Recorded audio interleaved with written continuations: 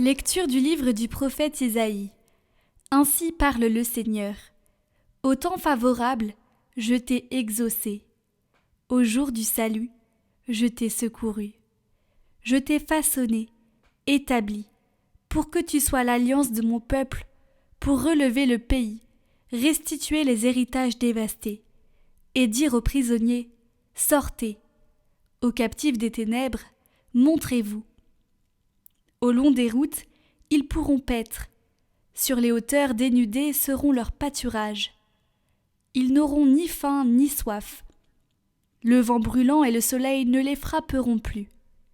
Lui, plein de compassion, les guidera, les conduira vers les eaux vives. De toutes mes montagnes, je ferai un chemin, et ma route sera rehaussée. Les voici, ils viennent de loin, les uns du nord et du couchant, les autres des terres du sud. Cieux, criez de joie. Terre, exulte. Montagnes, éclatez en cris de joie. Car le Seigneur console son peuple. De ses pauvres, il a compassion. Jérusalem disait, « Le Seigneur m'a abandonné. Mon Sauveur m'a oublié. » Une femme peut-elle oublier son nourrisson, ne plus avoir de tendresse pour le fils de ses entrailles? Même si elle l'oubliait, moi, je ne t'oublierai pas.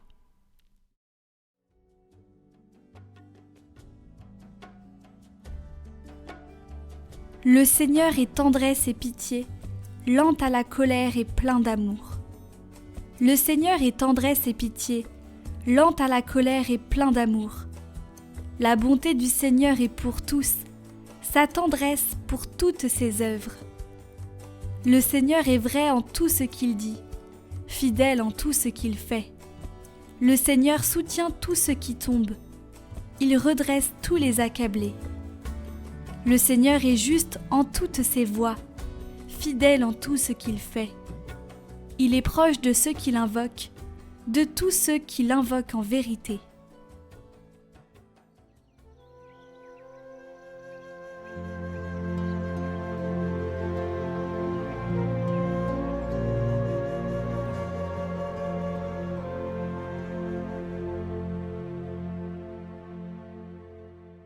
Évangile de Jésus-Christ selon saint Jean.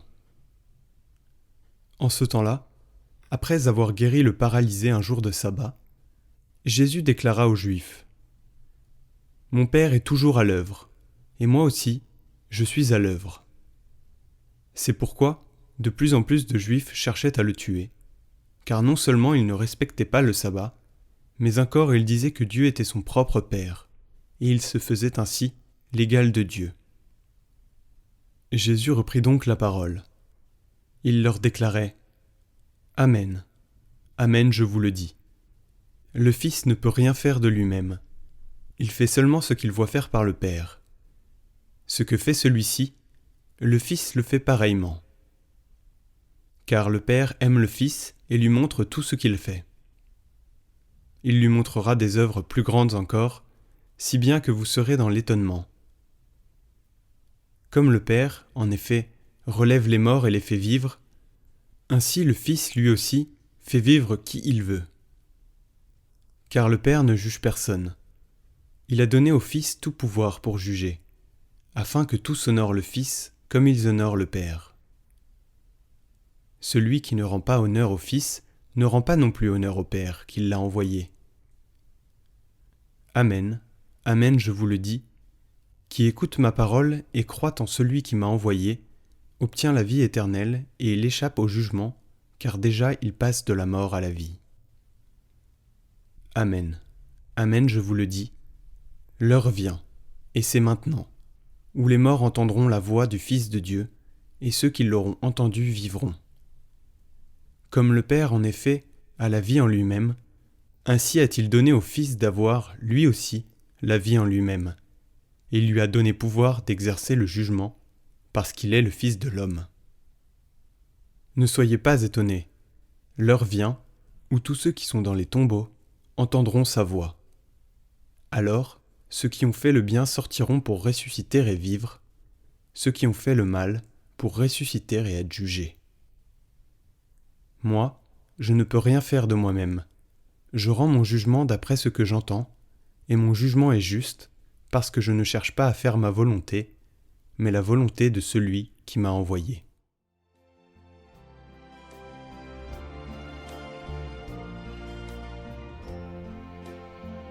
Le Christ est la plénitude de la vie, et lorsqu'il a fait face à la mort, il a anéanti pour toujours. La Pâque du Christ est la victoire ultime sur la mort, car il a transformé sa mort en un acte d'amour suprême. Il est mort par amour. Et dans l'Eucharistie, il veut nous communiquer cet amour pascal victorieux. Si nous le recevons avec foi, nous pouvons nous aussi aimer vraiment Dieu et notre prochain. Nous pouvons aimer comme il nous a aimés, en donnant sa vie. Ce n'est que si nous faisons l'expérience de cette puissance du Christ, de la puissance de son amour, que nous sommes vraiment libres de nous donner sans crainte.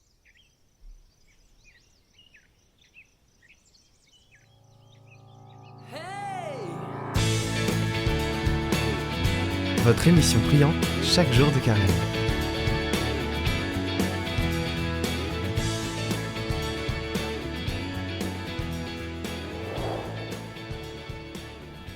Bienvenue pour cette 3e vidéo avec l'appel de Lévi ou l'appel de Matthieu au chapitre 2, verset 15.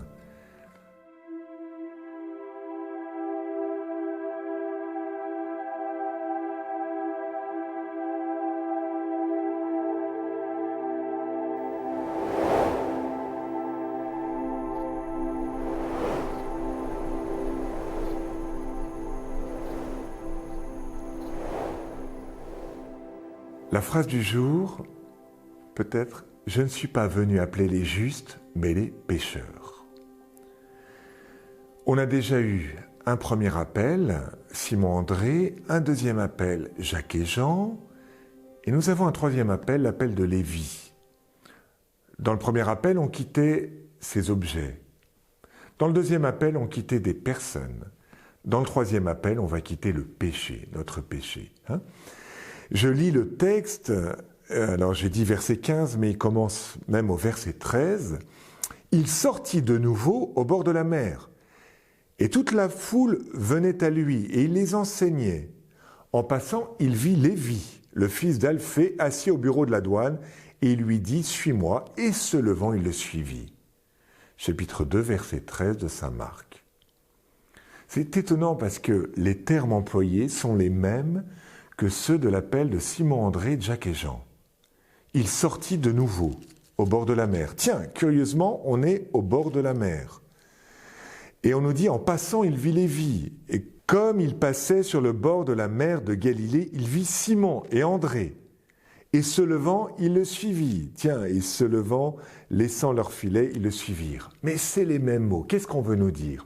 En fait, on veut nous rapprocher, Marc veut nous rapprocher l'appel de Lévi avec l'appel des 4. Pour nous dire que c'est en quelque sorte le dernier appel. Vous avez 3 appels et que le chiffre 3 c'est une totalité, comme on va dire Saint, Saint, Saint le Seigneur. Voilà, ça y est, l'appel est terminé. Après, il n'y aura plus d'appel. Le jeune homme riche, mais il ne va pas suivre. On a vraiment dans la description de ces 3 appels, en fait, les 3 détachements qu'on doit vivre avant de suivre le Christ. Et là, c'est l'appel du péché. L'appel à se détacher du péché. Pourquoi je dis ça ? Vous allez entendre le texte, la suite du texte. Verset 15. Alors qu'il était à table dans sa maison, beaucoup de publicains et de pécheurs se trouvaient à table avec Jésus et ses disciples, car il y en avait beaucoup qui le suivaient. Les scribes des pharisiens le voyant manger avec les pécheurs et les publicains, disaient à ses disciples, « Quoi, il mange avec les pécheurs ?» Jésus, qui avait entendu, leur dit, « Ce ne sont pas les gens bien portants qui ont besoin de médecins, mais les malades. Je ne suis pas venu appeler les justes, mais les pécheurs. » Publicains, pécheurs, publicains, pécheurs, publicains, pécheurs. Mais vous avez entendu cette insistance, j'ai fait exprès en forçant.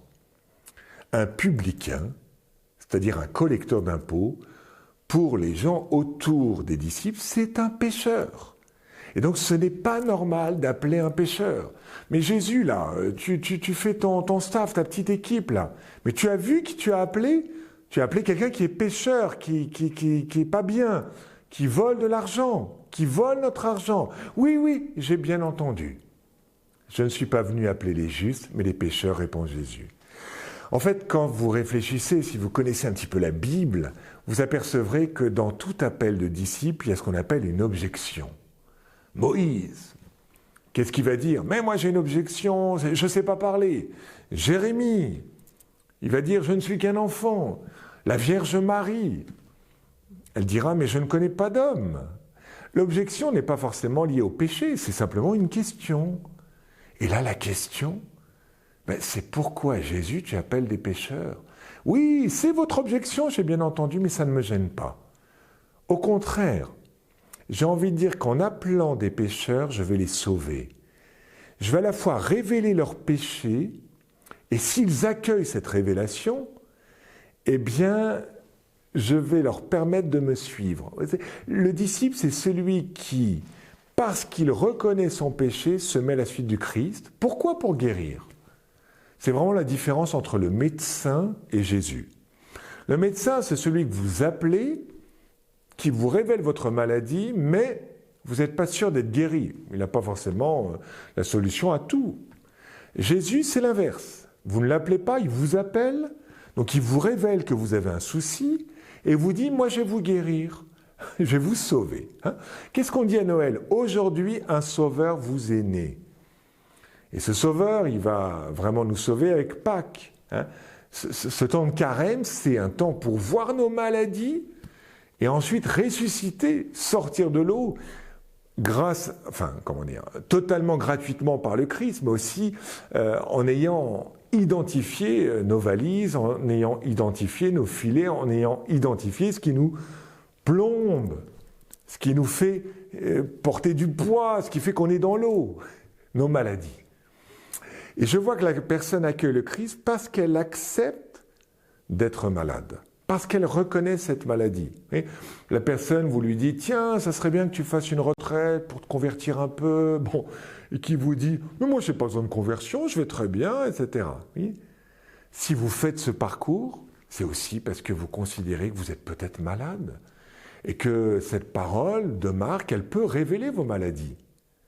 Oui, je ne peux pas me mettre à la suite du Christ, je ne peux pas entendre le Christ si je n'imagine pas que peut-être j'ai telle ou telle maladie. Alors, on va demander la grâce aujourd'hui, peut-être dans cette prière que je vais faire maintenant, la grâce de reconnaître nos maladies. Seigneur, tu sais que j'ai tel ou tel angle mort dans ma vie, un petit peu comme ces points aveugles que je ne reconnais pas, que je ne distingue pas. Seigneur, je sais que tu te réjouis d'appeler des pécheurs. Seigneur, je sais que tu as appelé Pierre, quelqu'un qui t'a renié, Paul, qui a assassiné des chrétiens, et tu en as fait les 2 colonnes de l'Église. Pourquoi? Pour qu'ils soient les témoins de ta miséricorde. Alors Seigneur, je t'en supplie, montre-moi mon péché, pour que je puisse, comme disait Thérèse, publier la miséricorde, raconter les miséricordes du Seigneur. Oui, Seigneur, montre-moi mon péché. Peut-être donne-moi la joie aussi de recevoir le sacrement de réconciliation durant ce temps de carême. Oui, Seigneur, je sais que mon péché ne sera pas lourd grâce à ton regard miséricordieux sur moi. Comme petit point pratique, je vous propose de peut-être soit de recevoir le sacrement de réconciliation, soit aussi de demander pardon à quelqu'un, humblement. Tu vois, Antonio, François, il y a tel geste que j'ai posé, telle parole, voilà, je te demande pardon. Viens me pardonner simplement, pas je m'excuse, je te demande pardon. Et l'autre dit je te pardonne. Qu'est-ce que c'est agréable, quelle libération. Et puis la confession, c'est très beau de recevoir la miséricorde. Vous savez, Dieu est venu pour ça, je suis prêtre pour ça aussi, de laver, de donner la miséricorde. Et certains ne se confessent pas souvent parce qu'ils disent « mais je fais toujours les mêmes péchés ». Bon, Mais vous n'êtes pas obligé d'en inventer des nouveaux. Hein. C'est pas... Le péché est toujours un peu le même, c'est pas grave, voyez. Mais Dieu se plaît de donner sa miséricorde sans cesse. Voilà les 2 petites activités que je vous propose pour la suite de cet enseignement.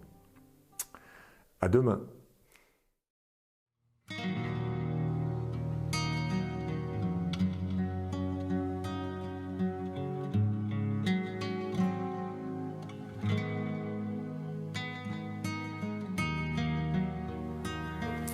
Si vous souhaitez retrouver le parcours Saint-Marc en intégrale, merci d'aller sur Emmanuel Play, Paul Delier, Parcours Saint-Marc.